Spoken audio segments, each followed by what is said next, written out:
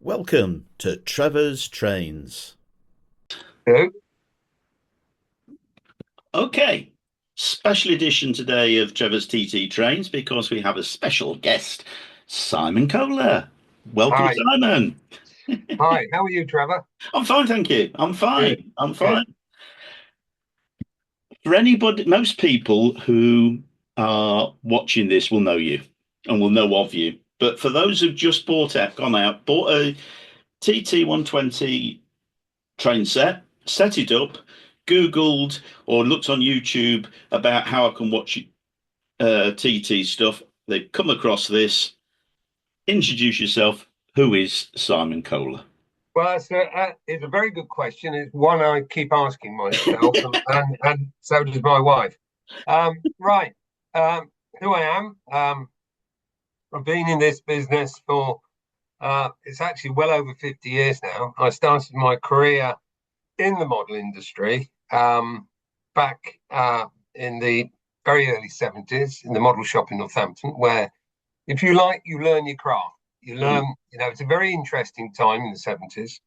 And I was with the model shop for 7 years. Nick and I had known each other before I actually joined him, and yeah, we had a good time, and we shared a similar sense of humour. So we got on well. However, an opportunity arose for me to well, they called it area manager in those days, but you'd probably call it a rep for Hamilton Morgan, the Mm. transformer controller people, very established company at the time. Um, and from there, I was worked with them for about 2 or 3 years, and then I was transferred because it was a company owned by Hornby to Margate as the brand manager to handle Hornby. And really, it went on from there until what 2013, 14, when I entered a period what I call an enforced sabbatical, Hmm. which was about 3 years. I Right. then returned to Hornby in 2017 and set about, along with uh, uh, um, um, yeah, it's an H thing. Don't worry. Uh, Don't Tim worry. Mahal, Tim Mahal, who I'd known for a long time, uh, and and uh, Lyndon Davis. How I could forget that. The Lyndon Davis of Oxford Diecast fame. Yeah. And we set about restructuring and reorganizing Hornby Hmm. and putting it back into profit. Excellent. And I remained with Hornby till 2023. And I left there and in May or the end of May, and sort of I sort of returned to doing a bit of consultancy, but not quite so intense as it was back in 2014, 15. Hmm. And spending a lot of time doing a bit of writing, etc. So that's really where I am. Um, Yeah. it's it, it's it's a fabulous business to be in. Yeah, You I'm don't do sure. it. You don't. I tell you what, you don't do it for money. Do it for the love of it and the passion.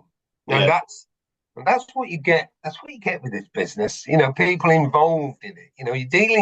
You're dealing with people's passions. Yeah. You know, Yeah. and when you're in the position I was in, which was marketing and development, you're dealing with people who don't actually have to buy your product. Mm. It's not like having, tins of beans, milk, or whatever. Yeah. You have to have a product that they want, not what you want, not what but what Mister Mister Model and Mister Consumer wants. Now he may not know he wants it at the time, but Mhm. that's the trick. Mm. So, but it's a fabulous business, and it's one. As I said over the weekend, people said, "Well, have you retired yet?" And I said, "No, I'm like the old Cortina. I'm just going to rust away gradually." Well, the reason I obviously you're on this channel is because, and you might dispute this, but I think of you as the father of TT 120. Oh dear. That's my that. In fact, I met you once very briefly before. You won't remember at last year's. I can't I've believe lost it's you. not Worley. When I just shook you by the I've hand, lost you. just You're said, frozen. "Oh, yeah, we're frozen." Am I? Just a minute. Oh, we're back in the game. Yeah, I've got you Yeah, back. I was saying.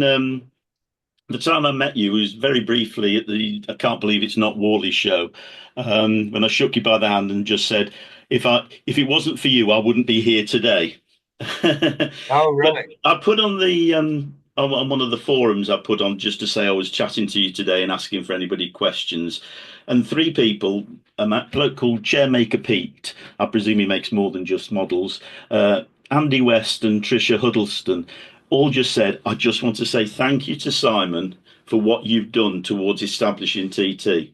Oh, And that's nice. that's feat, That's nice. and Andy's gone through a difficult time. I won't say more than that, though he's put it on his Facebook. Just said, having the TT model has just helped him through a difficult time in his life. So thank you for what you've done towards TT. Now you helped launch TT. Mm. If you could go back now, knowing with all the knowledge and the things that you've picked up over the last couple of years or so, um, what would you have done differently? What things would you have done the same if you'd had that insight then that you've now got? Oh, well, yeah, yeah. Hindsight's brilliant, Of course, and I've always said, hindsight's the wisdom of fools, because everybody can have hindsight. Um, yeah, there would be a few things I would probably do differently. I probably would have, um, and it is covered, it is covered in the book. I was Um, hoping you'd mention yeah, that. yeah, no, I'll show you it in a minute. All right. No, I probably would have gone for an 060 steam loco to begin with, Okay. which on reflection, yeah, probably should have done that. But I decided on a diesel shunter, no eight, right? But what I didn't anticipate with the '08 shunter was the actual cost it would be. Mm. Silly me, I assumed, and we all know about assumption, that being an 060, it's got that modern feel. Every layout should have an '08, Yeah. covered so many eras and so on. And it would make an ideal model for a set, Yeah. a basic set, basic oval set. Unfortunately, by the time we had tooled it, and had it all costed, etc., it was quite a prohibitive price to put in a set. So, on reflection, probably a steam loco, which is one reason. Um, once TT was launched, people were crying out for Yeah. an 060 steamer. Yeah. Why the J50 was put into the range, and you wouldn't have known about the J50, but it was before we launched it. We launched the range in the October, and I think by Christmas, when the product was starting to be dispatched, we did decide. I was, we've got two choices. So one of them was a Terrier, the other was the J50. And so right, we'll do the J50 and we'll do the Terrier. So the J50 was done, drawn, and approved fairly quickly. But of course, it wasn't announced till a little bit later. Yeah. But yeah, it probably would have gone, as I say, with an 060. Okay. I mean, there are obviously a couple of other things you think, yeah, maybe, could have done something a little bit different. Mm. But overall, in considering that you start from a blank sheet of paper, Absolutely. Mm. I don't think we did too badly. No. I mean, there was, I think there's probably a question you're going to ask a bit later, which I can sort of amplify things a little bit more. Okay. But in the book, did I mention the book? I But think you possibly have I? mentioned Have I? it. Yeah, Yeah. I wasn't sure. I wasn't sure. Mm. Where I don't sugarcoat things. If I say, yeah, we made a mistake there, Mm. or more importantly, I made a mistake.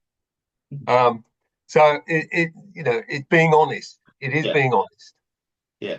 Now, and I apologise if I don't pronounce his name right. Tior Coffee, wants to know whether when you first proposed this, did you sort of meet much opposition in Hornby to launching what is effectively a brand new scale? This may be covered, of course, in your book. Yeah, well, it does. But first of all, I'd like to comment on tea or coffee. Mine's tea, because that cannot be a genuine name. But I admire the guy's sense of humour, if it is a guy. Yeah, yeah. the when I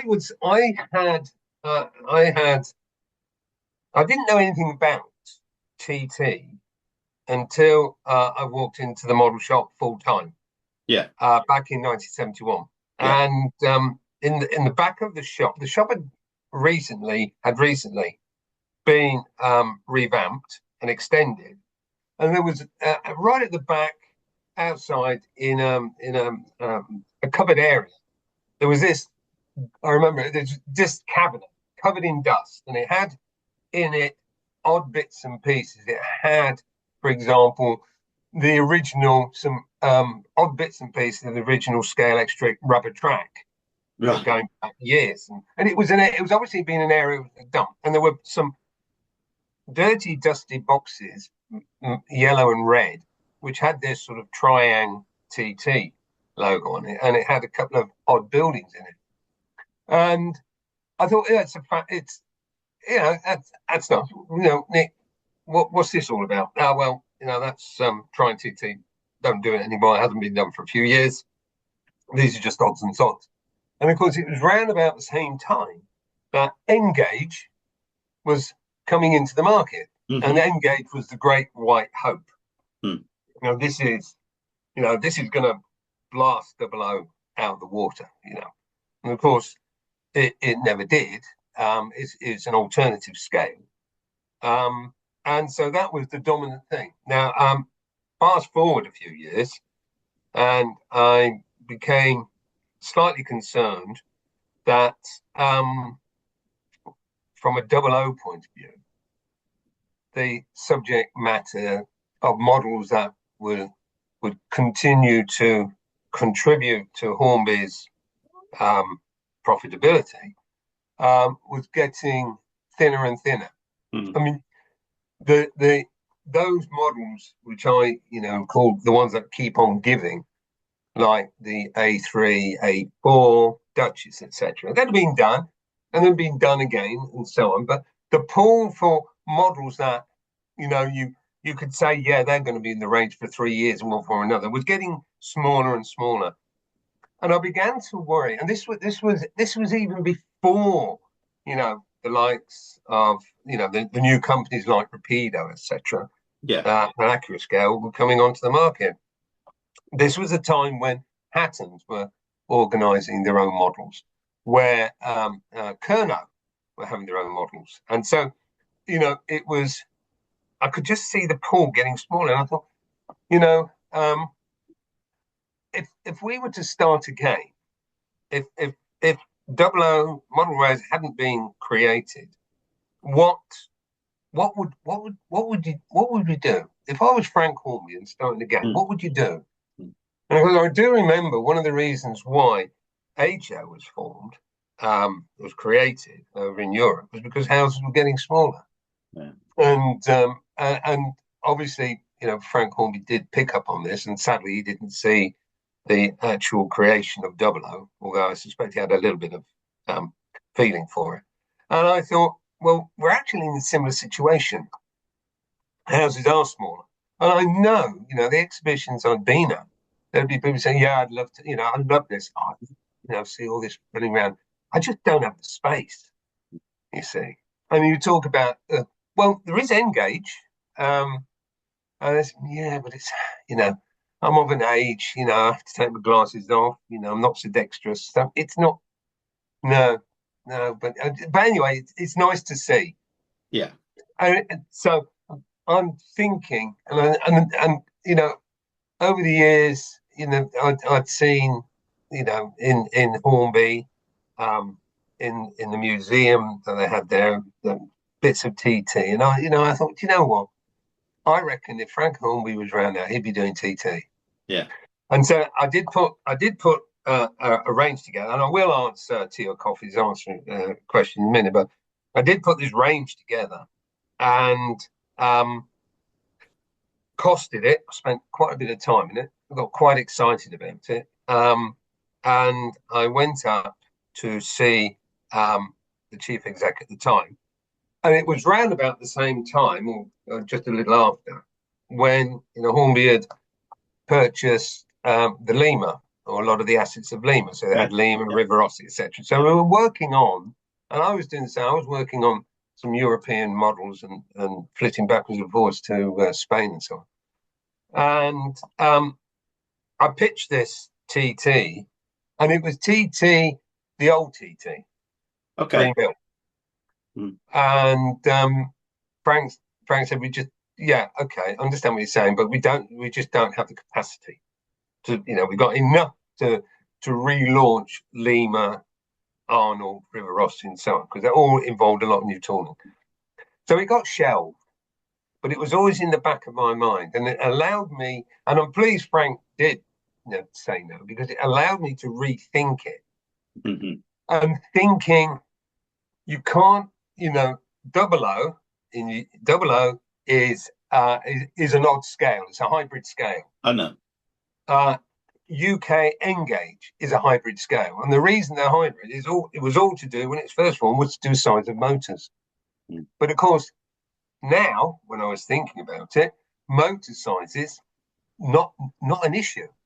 What size do you want? So it seemed logical to me that producing models that were compatible to be sold in Europe under the 120 scale. And that's really what it was about. So for the first time, I could offer a UK Flying Scotsman, whatever, to the guys in Germany to run on their level, and it wouldn't look hard. And so it allowed, I was thinking, this is the most logical thing in the world, apart from the fact you can actually produce a true scale model. Here is a TT wagon, and there's the old TT.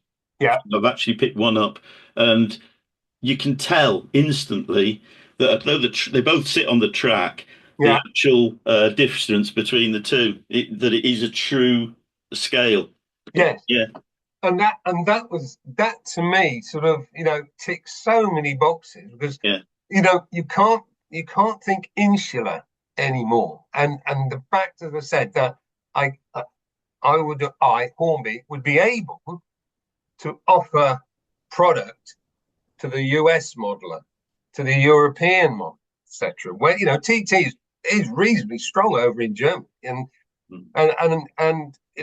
there were models that could be created that not only ran on European rails, but ran in the UK anyway, full size, which Arnold proved with the container wagons they produced. So, it all seemed so right, and it was the right size. It was a good size. And so, did I receive a lot of opposition? Yes, because they all thought I was insane. Yeah, okay, Simon. And then when I left Hornby, I spoke to Ben Jones about it. I spoke to Richard Davis of Hattons, and unbeknownst to me, well, I know Richard was very enthusiastic about it, and without me knowing, he started to champion it with. I know he went to see Pico, and I know he went to see Hornby, and the only issue that people had was what I said. Look, you can't just do an odd loco. You have to do a system. Hornby creates a system. Hornby has a system, and that's what you do. You've got to have your track. You've got to have your loco. You've got to have your rolling stock. You've got to have your buildings. It has to be, when you launch it, it has to be, it can never be a complete system, but it has to be a system that people can put together a reasonable layout. Yeah. And that's what turned a lot of people off. Lyndon Davis, when he was talking about starting Oxford Rail, and we were talking, and I said to him, the scale should be going for is TT. And I explained it, and he saw it. He did see it again, like Richard Davis. He saw it, but of course, it's the huge amount of outlay, and then how big is the market? Yeah, you've got no gauge. If you think of a 00 loco, you think, yeah, actually, there's a hole in the market for that. Yeah, and yeah, if we do it in LNE, LBR, etc., and you can more or less guess the numbers, but you've got nothing. You have nothing in front. You've got no history. Although TT in its time was relatively popular, and I found that out by the number of people say, "Oh yeah, I've got TT in the lot." But it was a huge money outlay, which turned a lot of people off. Yet, some told me I was insane. Others just said, "Yeah, I can see it, but can't afford it." So from the time you finally got the okay, right, we're going to go ahead with this, how long was it between that and the October 23 when it was actually launched? Good. I would say we started having our meetings in 2018.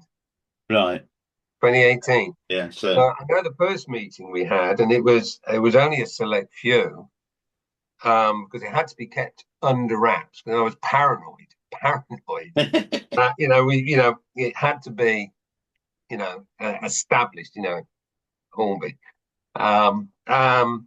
And we held it, the first meeting in when Hornby was still at the Sandwich offices. Yeah. So yeah, it would be about 2018. Wow. Yeah. Wow. Yeah.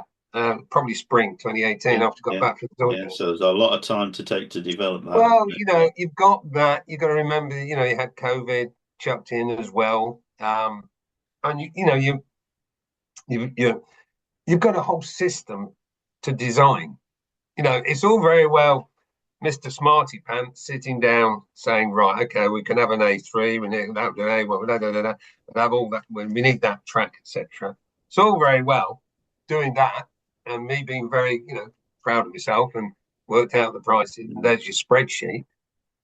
But it's a far cry then from saying, right, okay, we're going to start, because everything was totally new. It's a totally different mindset. Naively, you think, okay, well, you can take a 00 drawings of an A4, throw in some form of calculation, and that will reduce it down to TT. Wrong, because TT is an amalgam of HO and 00. Yeah. So that doesn't work, and the tolerances are different. So the guys had to. We tried using some services out in China, and then we brought it all into house, the design work. Yeah. And the guys basically had to start from scratch. Yeah. These guys have been designing 00 locos for years, so they knew about the wheels. Yeah, the motor drops in there. All that was done. Height of couplings and so on and so forth. So that was, sort of written, easy stuff.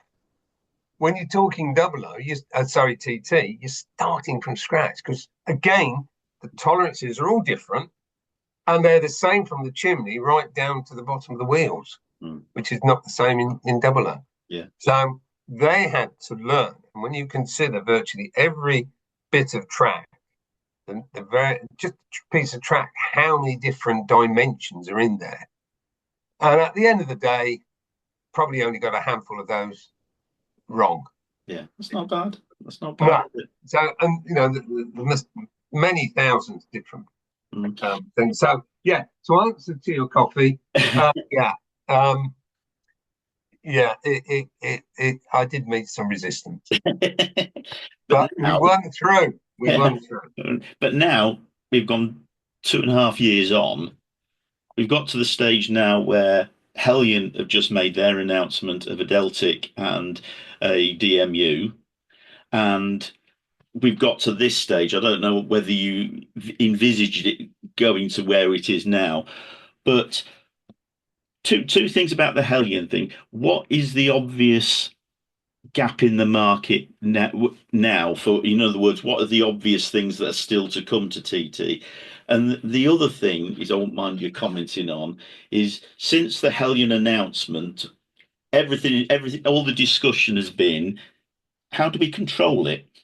Because you launched HM7000 at more or less that sort of time, as the same size as TT, and like many people, I got into TT. I watched you on that TV program about Hornby. Thought, hey, I could fit one of them in here, which is your exact point about size and scale. And then, and I could work it just from a phone. Oh, I've got a smartphone. I could do so. I got into it, and I've got an eighth one, an eighth three, and yeah. But so there's two questions, different really. One is your comment about actually controlling the locos, particularly with the Heljan announcements, but also they've now got a DMU on the market, and they've now got a Deltic as well as the great range that Hornby have just announced. So two questions: what's the obvious thing that needs to come soon to TT, and what's your comment about how do we actually control our locos?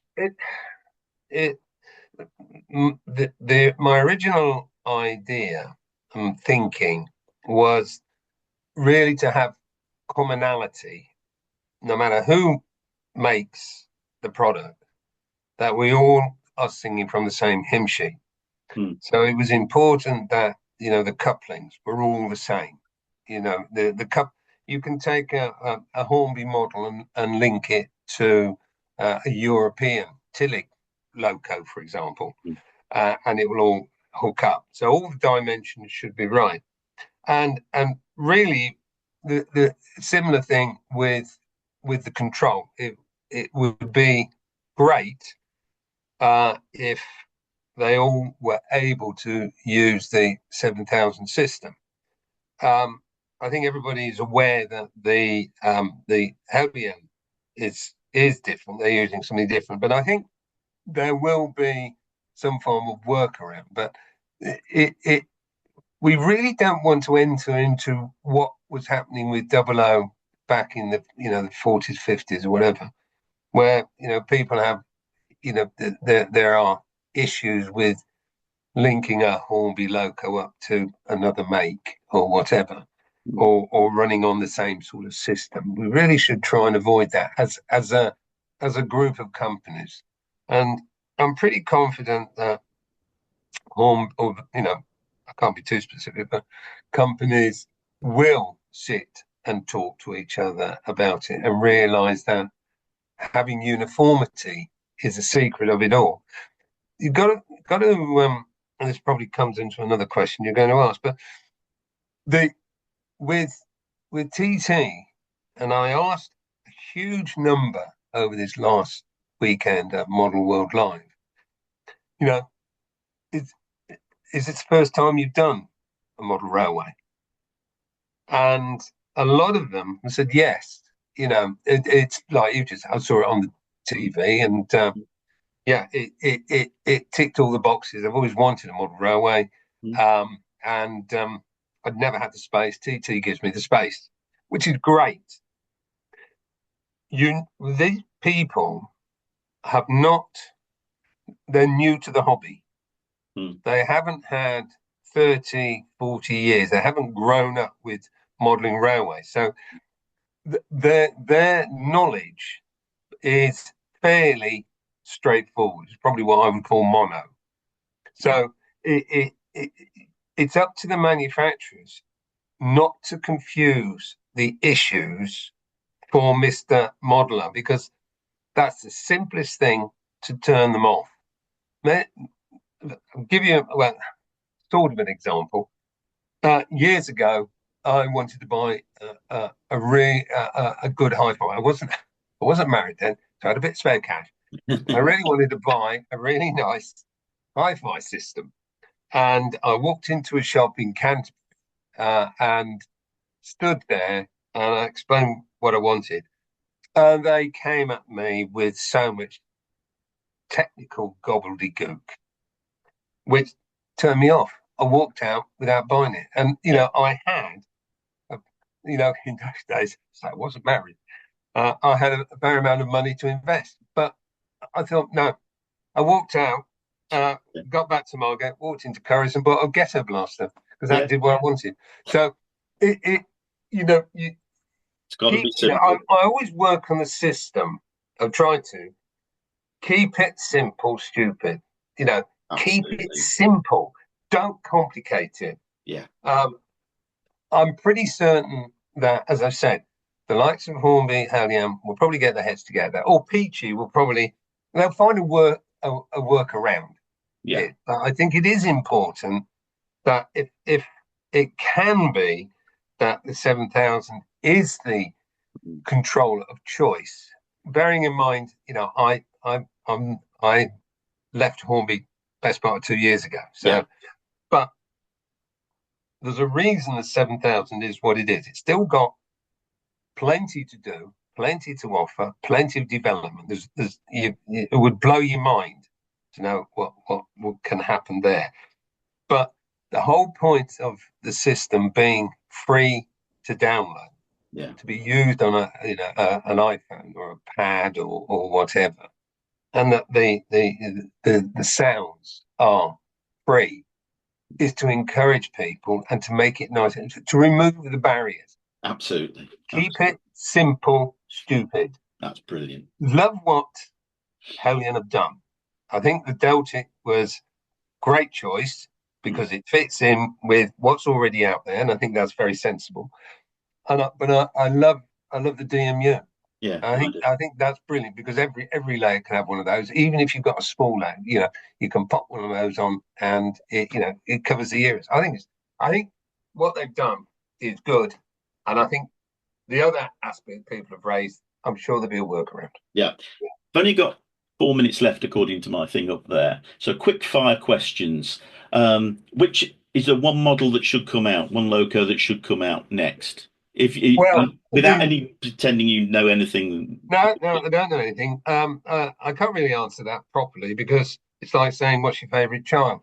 But I think probably a Southern loco of one form or another, probably Merchant Navy, because of the rolling stock that can be used with it. Lloyd Johnson wants to know if you have your own TT layout yet.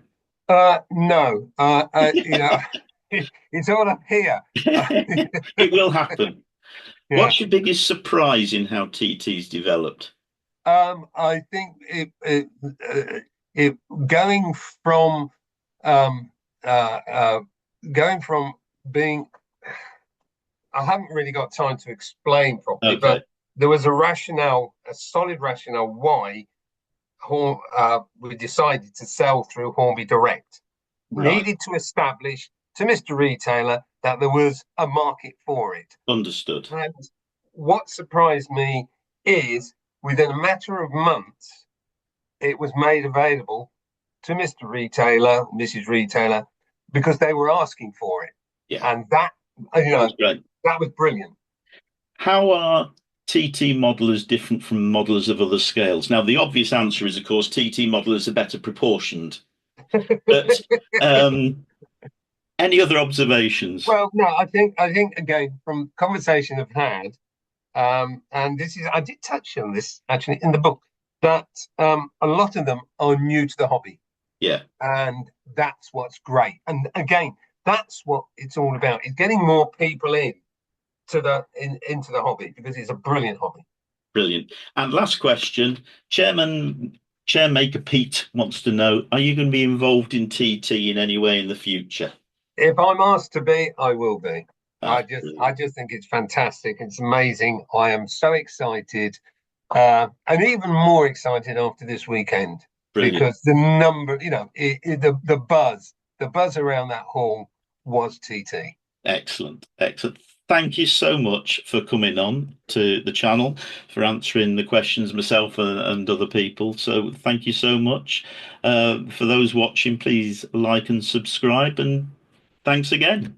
You're more than welcome, and anytime. And if anybody has any questions and they ask you, you can fire them at me. I'm always happy to respond. All Brilliant. right. All right, Thanks man. again. Thanks You ever so take care. much. See you. Bye Cheers bye. then. Bye bye.